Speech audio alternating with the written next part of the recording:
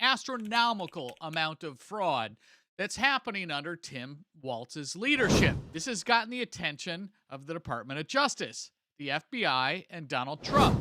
Of the 75 open cases now, 71 of them are pointing back to the Somali community. Do you take responsibility for failing to stop this fraud in your state?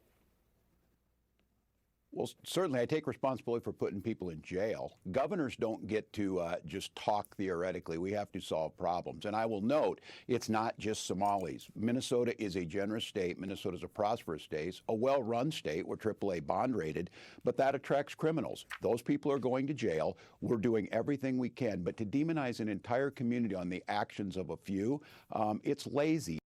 Minnesota Governor Tim Walz deflecting on the fraud schemes that prosecutors say led to the theft of more than $1 billion in taxpayer funds. Many of the defendants are members of the state's Somali community. Let's bring in Minnesota House Speaker Lisa DeMeth. She is running against Tim Walz for governor. So pay attention, folks, as this story develops, because if you missed that, this is an astronomical amount of fraud that's happening under Tim Walz's leadership. Over $1 billion has been siphoned from the social services of Minnesota. These are taxpayer dollars.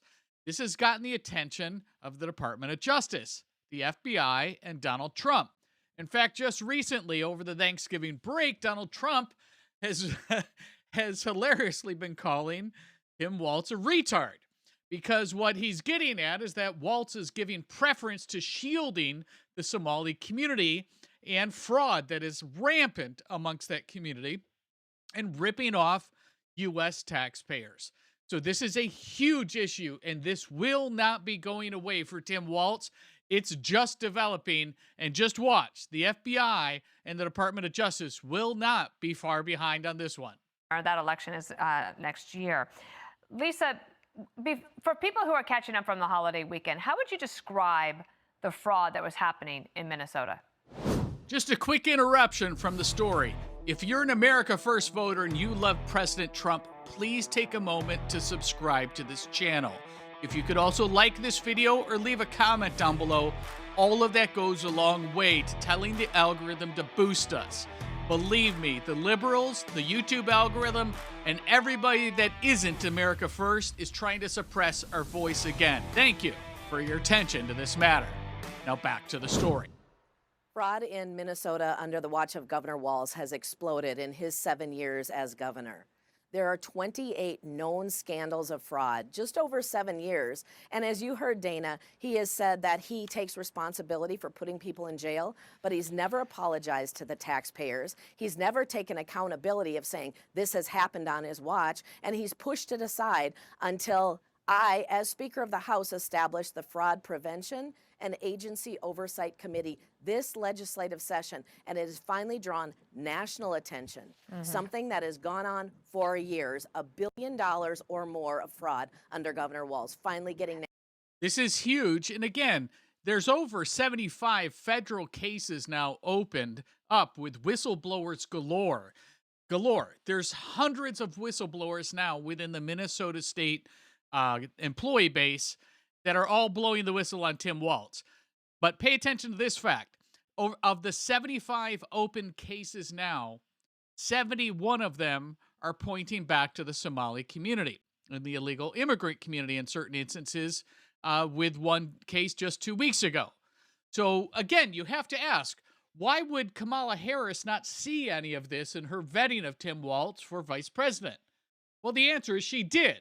This has been a little, or a well-known secret, rather, within Minnesota, that really, quite frankly, all of the blue state governors are siphoning off taxpayer funds to their voting base. And what's Tim Walz's voting base in Minnesota? It's illegal aliens. He has been a sanctuary city within Minneapolis and a sanctuary state within Minnesota, trying to protect the immigrants, get their votes, and in this instance, have a tremendous amount of fraud, over $1 billion to date. And that's just what we know now. Again, the whistleblowers are quite active, so I'm sure that we're going to start to hear of more, or have that number rather grow. national attention. Thank you. Speaking of that national attention, it's not just here on Fox News, but the New York Times wrote about it as well, saying that how fraud swamped Minnesota's social services system on Tim Walz's watch. And this is also a lawyer for one of the defendants saying no one was doing anything about the red flags. It was like someone was stealing money from the cookie jar and they kept refilling it. Lisa, and again, if you look at the bottom of the screen, right, this is a lawyer for one of the defendants. Who are the defendants? These are the whistleblowers. Tim Walz is not protecting whistleblowers. In fact, he's discounting them and in certain instances going after them and harassing them. And that's what Ryan Pacaja, one of the defendants' lawyers here, is getting at. So there's been a repeated trend of ignoring fraud, promoting fraud in certain instances, and then in this case, having whistleblowers come forward and having Tim Walz and his thugs go after and make their life miserable, which is, again, breaking a federal law. So Tim Walz is on the hot seat. There's no doubt about that. there were whistleblowers who were ignored? That is what we are hearing. And we did put additional whistleblower protection in during this last legislative session. We also tried to put in an Office of Inspector General, an independent Office of Inspector General, and the Democrats in the House denied us that opportunity. It had been passed in the Senate, bipartisan, and we could not get it through the House as a protection, I believe, for Governor Walz, not wanting that Office of Inspector General on an outside view looking in to see what he was really doing. I think he prevented that from going forward. I'm going to read to you from the White House rapid response reaction saying that Tim Walz on the $1 billion fraud scandal that took place on his watch, I take responsibility for putting people in jail. It's not just Somalis. But they say this, number one, Walz didn't do jack other than let it happen. These are federal cases. And B, or number two, 71 of the 75 people charged are of East African descent. Now, fraud can happen anywhere, under any circumstances, without proper safeguards. But what about this angle here in terms of the concentration of where the fraud was coming from? Dana's getting at a critical point, right? We know that the Somalian immigrants do flock to Minnesota. There's a tremendous amount of their population up there. But again, why the weighting of this? 71 of the 75 defendants are Somali. And then Tim Walz is getting defensive with Donald Trump calling out the fact that he's giving Somalis protections. Well, 71 of the 75 defendants are Somali. So it's not like this trend was just made up by Donald Trump and the Republicans. This is actually, the concentration is heavily Somali dependent. As the governor said in the interview that we are a prosperous state and that would attract criminals, that is not true. We have poor leadership at the top here in Minnesota. What that means is criminals are going to be coming to Minnesota to do their criminal activity. That is a disrespect for taxpayer dollars, and it means at the very top of our state, fraud has been allowed to go forward for years unchecked. It is now, thank you to President Trump and the White House for getting the attention with the U.S. Attorney's Office, making those prosecutions happen. That's what we are grateful for, Lisa, because we've been trying to sound the alarm for years. Let me jump in and ask you one last question. Sorry, I want to just ask you one last question before we run out of time.